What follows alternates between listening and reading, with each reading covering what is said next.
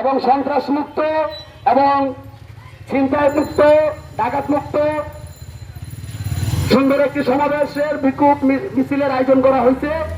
সেখানে আমাদের মাঝে বক্তব্য রাখবেন আমাদের বাংলাদেশ যুব অধিকার পরিষদের গণ অধিকার পরিষদের সম্মানিত আহ্বায়ক দারুসালাম থানার মোহাম্মদ ইমরান ভাই। আপনি আমাদের মধ্যে সম্পূর্ণ বক্তব্য রাখবেন ইনশাআল্লাহ।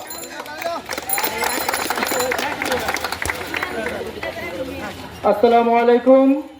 দারুসালাম থানা গণ অধিকার পরিষদ, যুব অধিকার পরিষদ ও ছাত্র অধিকার পরিষদ কর্তৃক আয়োজিত আজকের এই বিক্ষোভ মিছিলে উপস্থিত মহানগরের সহসভাপতি মোহাম্মদ মামুন ভাই সহ উপস্থিত যুব অধিকার পরিষদ সহ অন্যান্য অঙ্গ সংগঠনের নেতৃবৃন্দকে সবাইকে আন্তরিক শুভেচ্ছা ও অভিনন্দন জানাচ্ছি। আপনার উত্থানের 6 মাস পেরিয়ে গেলেও বাংলাদেশের আইন শৃঙ্খলা বাহিনী সহ যারাই এখানে র্যাব বলেন আপনাদের পুলিশ সহ যারা ছিল তাদের আইন শৃঙ্খলার যে অবনতি ঘটেছে তা এখন পর্যন্ত উন্নত করতে পারেনি। মানুষের অভিযোগ, থানায় অভিযোগ দিয়ে তারা কোনো ব্যবস্থা পাচ্ছে না, পুলিশ যাচ্ছে না, এই ধরনের অভিযোগ প্রায় শোনা যায়। শুধু তাই নয়, এই 6 মাসে স্বরাষ্ট্র উপদেষ্টা কী করেছে? এই আওয়ামী লীগ বাংলাদেশকে অস্থিতিশীল করতে চায় সেটা কে না জানে। সেই আওয়ামী লীগ যদি রাস্তায় প্রকাশ্যে ঘোরাফেরা করে তাহলে অস্থিতিশীল করার জন্য চুরি ছিনতাই যারা করে তাদের ধরে কোনো লাভ নেই। যদি ধরতে হয় সবার আগে আওয়ামী লীগের যে চোররা আছে তাদের ধরেন, যারা দীর্ঘ 16 বছর এদেশের মানুষ খেটে খাওয়া মানুষের রক্তের ঘামের যে পয়সা দিয়ে চলতো সেই টাকাগুলো লুটপাট করেছে। যারা এমপি মন্ত্রী হয়ে মানুষের ভাগ্যের পরিবর্তন না করে তাদের নিজের ভাগ্যের পরিবর্তন করেছে। আপনারা দেখেছেন বিগত সরকারের যে 16 বছর শাসনামল ছিল তখন আমরা মিছিল করতে পারি না, কিন্তু এই গণতান্ত্রিক দেশে আমাদের তো মিছিল করার একটি অধিকার ছিল যেটা আমাদের সংবিধানে আছে। বিগত সরকার আমাদের রাস্তায় নামতে দেয়নি, আমাদের কোথাও দাঁড়াতে দেয়নি, তারপরেও কিন্তু দাঁড়িয়ে রাখতে পারেনি।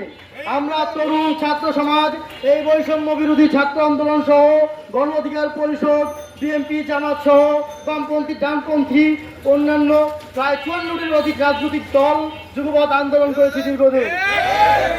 28শে অক্টোবর এক দফা আন্দোলনে অনেকে আহত হয়েছে। সেদিনকে সেই আহত হওয়া লোকগুলো মুক্তিযোদ্ধাদের মতোই, কারণ তারা তাদের জীবন বাজি রেখে সেদিন আন্দোলন সংগ্রাম করতে গিয়েছিল। কিন্তু কিন্তু আওয়ামী লীগ তাদের উপর যে বর্বর অত্যাচার চালিয়েছিল যা কখনো জাতি প্রত্যাশা করেনি। শুধু তাই নয়, আপনারা দেখবেন 2013 শাপলা চত্বর বিজয়ের বিদ্রোহ সহ অন্যান্য আরো নানকীয় হত্যাকাণ্ড চালিয়েছিল এই আওয়ামী লীগ সরকার। দীর্ঘ 16 বছর আন্দোলন, ধারাবাহিক আন্দোলনেও আওয়ামী লীগের পতন হয়নি।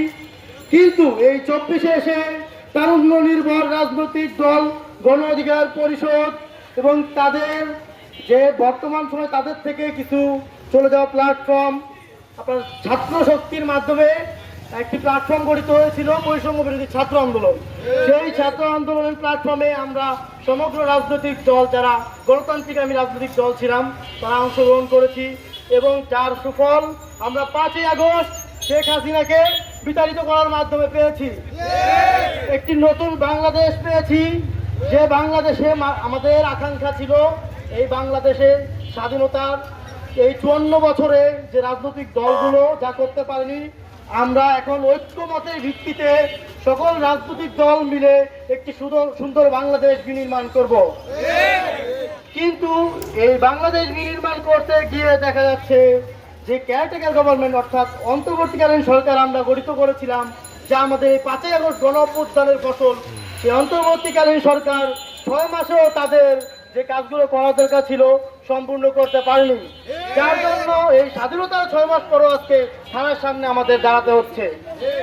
বাংলাদেশে আজকে অস্থিতিশীল অবস্থা, চারদিকে চিন্তা। এই তো আমাদের পাশে মোহাম্মদপুর আছে, মোহাম্মদপুর, মিরপুর সহ রামপুরা, বিভিন্ন জায়গায় সারা বাংলাদেশে সব জায়গাতে আমরা দেখেছি চিন্তায়, ডাকাতি, ওপেন গুলি করছে, এই ধরনের ঘটনা ঘটছে। কিন্তু এই ঘটনা ঘটার পর স্বরাষ্ট্র উপদেষ্টা একটি যৌথ বাহিনী পাঠিয়েছে বা গঠন করে সারা দেশে অভিযান চালাচ্ছে। কিন্তু দীর্ঘ 6 মাসে কেন এটা চালানো হলো না? তার থেকেও বড় কথা হচ্ছে আওয়ামী লীগ যদি রাস্তা দিয়ে ঘোরাফেরা করে, তাদের যদি যাদের হাতে এই গণ অভ্যুত্থানের 2000 শহীদের রক্ত লেগে আছে, যারা এই 30,000 আহত, আপনারা দেখবেন এই যে পঙ্গু হাসপাতালে গেলে আমাদের সামনে অবস্থিত, সেখানে হাসপাতালের বেডে কি পরিমাণ কাতরাচ্ছে যারা এই গণ অভ্যুত্থানে আহত হয়েছে। কারো পাও নেই, কারো চোখ নেই, কারো হাত নেই। এই গণ অভ্যুত্থানে এই যেইভাবে পুলিশ লাঠিয়াল বাহিনী হিসেবে আওয়ামী লীগের বর্বর নির্যাতন চালিয়েছিল এই ছাত্রদের উপর, তার কথা বলার ভাষা নেই আর, যে কিরকম নির্মমভাবে অত্যাচার করেছে। এই 2000 শহীদদের গভর্নমেন্ট অন্তর্বর্তীকালীন সরকার বলেছে এই 2000 শহীদদের কিছু ক্ষতিপূরণ দিবে। ইতিমধ্যে তার কার্যক্রম শুরু হয়েছে। যদি আমাদের এই দারুসালাম বা আশেপাশে কেউ আহত হয়ে থাকে বা নিহত হয়েছিল, তারা কোনো সহায়তা পায় নাই, তাহলে আমাদের সাথে যোগাযোগ করতে পারে, আমরা চেষ্টা করব তাদের এই সহায়তা পাইয়ে দেওয়ার জন্য। তো যাই হোক, এখন কথা হচ্ছে এই আমাদের পাশেই গাবতলী বাস টার্মিনাল, আমরা দেখছি বিগত সরকারের আমলেও এখানে চাঁদাবাজি হয়েছে, এখনো চাঁদাবাজি চলছে, তার বিরুদ্ধে কেউ কথা বলে না। এই স্কুলের গভর্নমেন্ট বডির নামে এখান থেকে আগে বিগত সরকারের লোকজন কমিটিতে এসে সভাপতি হিসেবে কেউ চাঁদাবাজি করেছে, টাকা খেয়ে এখন তারা পালিয়ে গেছে। কিন্তু কি সেই স্কুলে এখনো আওয়ামী লীগের দোসররা বসে আছে। এই মিরপুর সিদ্ধান্ত হাই স্কুল, যার প্রায় 100 বছরের ঐতিহ্য নিয়ে এই স্কুলটি, সেই স্কুলে এখনো আওয়ামী লীগের দোসর প্রধান শিক্ষক হিসেবে দায়িত্ব পালন করছে।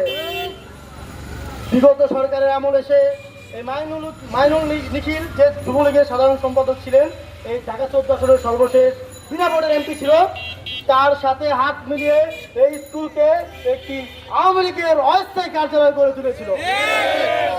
তো এই সিন্ডিকেট মুক্ত বাংলাদেশ চাই। আমরা আজকে এখানে দাঁড়িয়েছি শুধুমাত্র এটা প্রতিবাদ করার জন্য যে এই স্বাধীন বাংলাদেশে যেন আর কোনো স্বৈরাচার জন্মাতে না পারে, আর কোনো সন্ত্রাস জন্মাতে না পারে, আর কোনো চাঁদাবাজ জন্মাতে না পারে। আমরা বিগত সময়ে গণ অধিকার পরিষদ শুধু থানা পর্যায়ে নয়, আমরা দেখেছেন পল্টন কেন্দ্রিক নয়, সারা বাংলাদেশে আন্দোলন গড়ে তুলেছি। আমাদের উপর অনেক হামলা হয়েছে, আমরা কিন্তু দমে যাই না। আমরা এই আন্দোলন সংগ্রাম ধারাবাহিকভাবে চালিয়ে গেছি। বিএনপি ছিল আমাদের খুব কাছের একটি ঘনিষ্ঠ বন্ধুপ্রতিম সংগঠন, এখনো আছে। তাদের সাথে আমরা যুগপৎ আন্দোলন করেছি একসাথে।